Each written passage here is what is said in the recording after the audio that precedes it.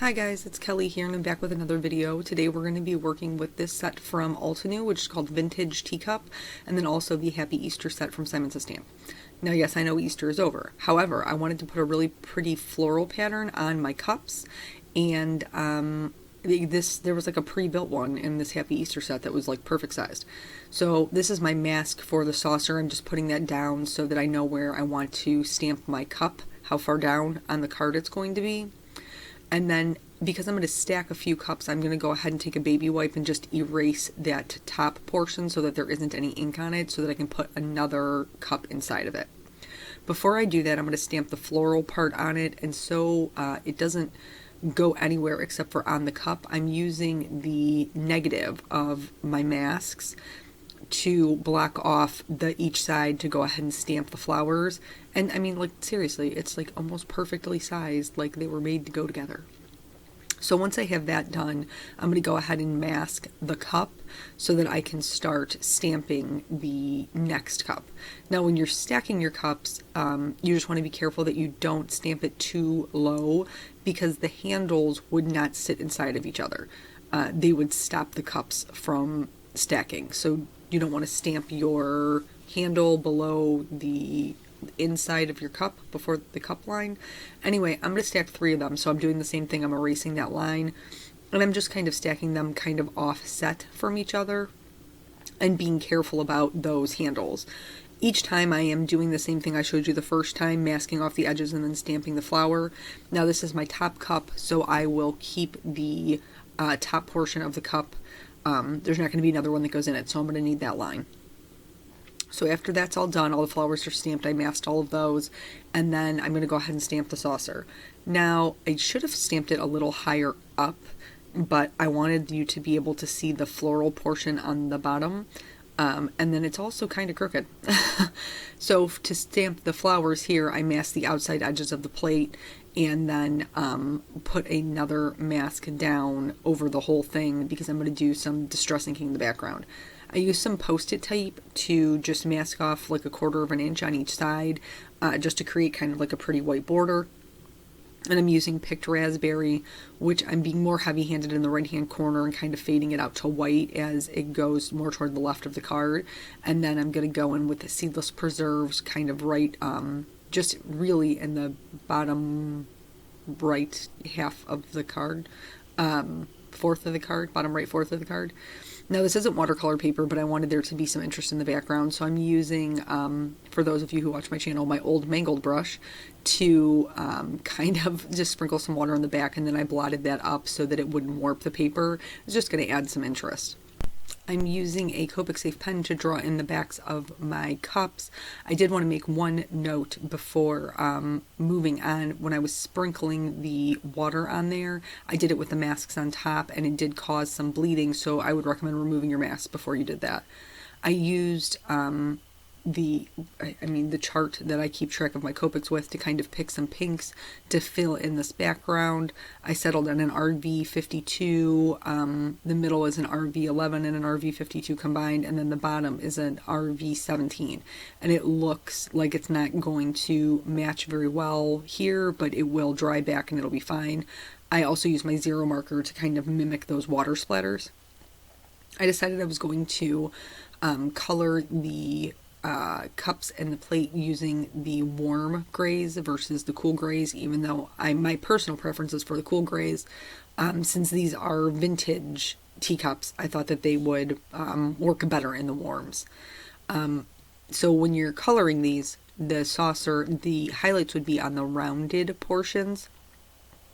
So I'm making sure to leave that pure white, since they are supposed to be white. And then here you can see I'm coloring kind of around the flowers. There is going to be shading over them, because when you're coloring anything that has a pattern on it like this, where the pattern is part of or supposed to be part of the cup, you're not going to shade those things like you would for a light source. You're going to shade them, you're going to shade the cup in the saucer in its entirety. So I already know that some of that darker shading is going to go over my flowers, but I'm trying to salvage what I can of the flowers on the bottom of the saucer, because I don't want them to be completely dark.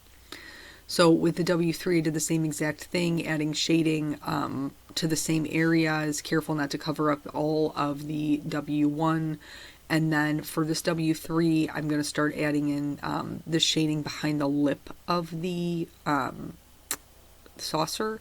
And adding this shading is going to help give it that more three-dimensional look because your highlight's going to be on the edge of the plate. And then I also added some shading since I typically color as everything has a light source in the top right-hand corner, so the shadows would be more to the bottom left.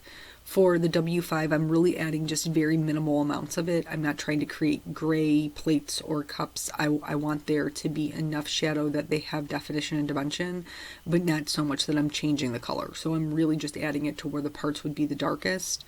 And up the side of it, I'm just adding like kind of like a quick little line. Same thing for the bottom, just a teeny tiny little line in the center of it, the bottom. For behind the saucer, I am going to add the same kind of line because that it would be like casting a shadow back on itself. And again, this is just something to do to add a little bit more of that dimension.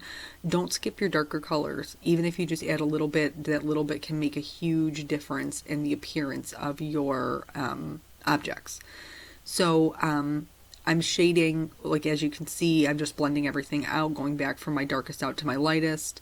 And for the outside edge of the plate, I didn't even go back in with the W3 because I was starting to worry about losing my highlight. So I just blended everything with the W1.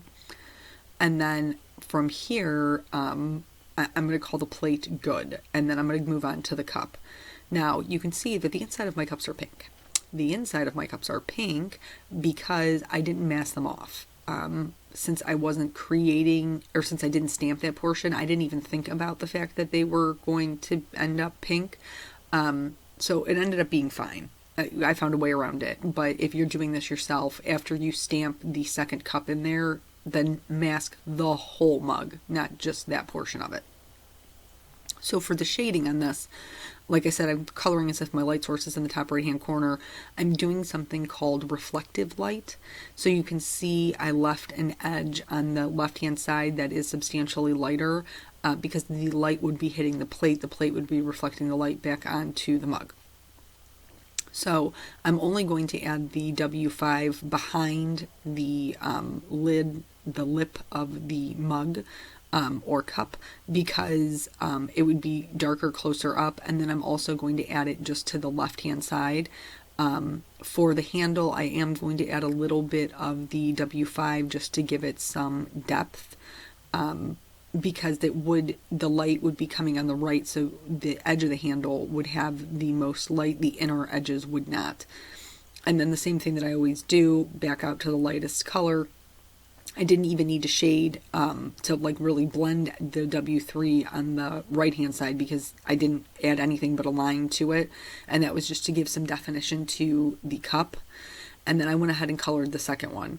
This is how I fixed the issue I was having with part of the inside of the mugs being pink and part of them not. I used the same pinks that I found that matched the background to just go ahead and color the inside of my mug. And then I'm going to do the gray shading over top of it just like I did with the other ones. So for this one, because it is open, the edges would be more shaded and the part closest to the front of the cup would be darker. I kind of messed around with it for a little while and I didn't really like the way that it was looking, so I tried making it darker more toward the front. I still didn't like that. I tried making it lighter more toward the back. I still didn't like that. And finally I realized what the problem was is that it didn't have enough like downward depth. Like if you were looking at it, it looked like the same level of light was hitting it all the way across. So I just brought my dark up a little farther, and then that looked so much better to me.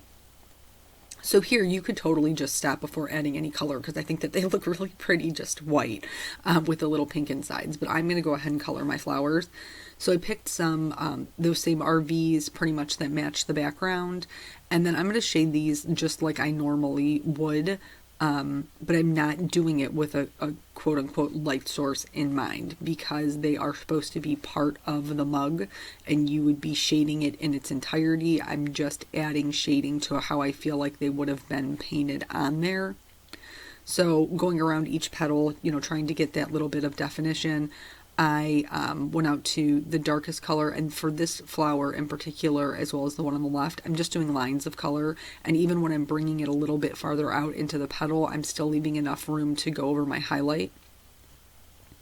For the flower on the right hand side, it's kind of like a double layered flower, and you'll see that I start to color it, and then there's like this pause because I'm not really sure where, if there's any leaves, which in the way that I stamped it, there was not any leaves to the right hand side. Like you can see on the saucer, there is leaves.